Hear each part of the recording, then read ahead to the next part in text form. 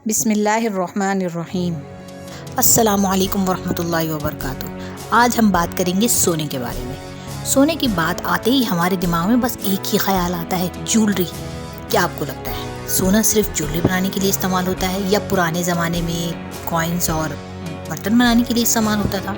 ऐसा बिल्कुल भी नहीं है। सोना मुल्क के ख़जाने में भी एक बहुत बड़ा किरदार अदा करता है। बहुत सारे मुल्क का ख़जाना आज भी सोने पर बेस्ड है। ये बात अलग है हमारे मुल्क का ख़जाना डॉलर पे बेस्ड है। क्या आपको मालूम है एक रॉ मटेरियल सोने को हाथ की गर्मी से भी पिघलाया जा सकता है। सोना पिघलाने के लिए बहुत ज़्यादा गर्मी की ज़रूरत नहीं होती, ये बहुत नरम होते हैं। लेकिन एक 24 कैरेट सोने को पिघलाने के लिए 1600 डिग्री सेल्सियस या 1900 डिग्री फ़ारेनहाइट की ज़रूरत होती है। फैक्ट नंबर 2, सोने के बारे में। सोना एक नोबल मेटल है, यानी ये दूसरे सब्सटेंस के साथ मिलकर जल्दी रिएक्ट नहीं करता।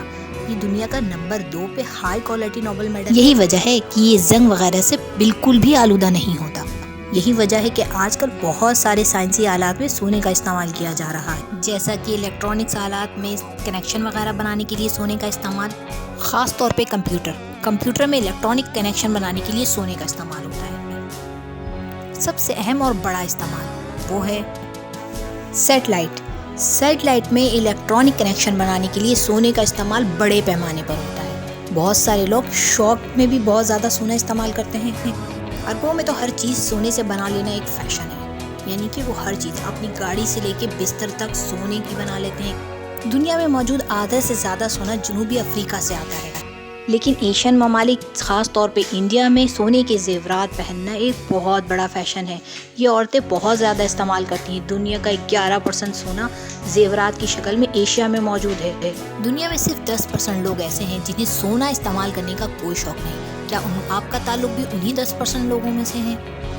बाज़ लोग सोना गुम करना या सोना पाना दोनों नहुसत समझते हैं। इसी तरह के मज़ेदार फैक्ट्स जानने के लिए हमारा चैनल सब्सक्राइब करें और आगे आने वाली वीडियो का इंतज़ार करें। शुक्रिया। अल्लाह निगहबान।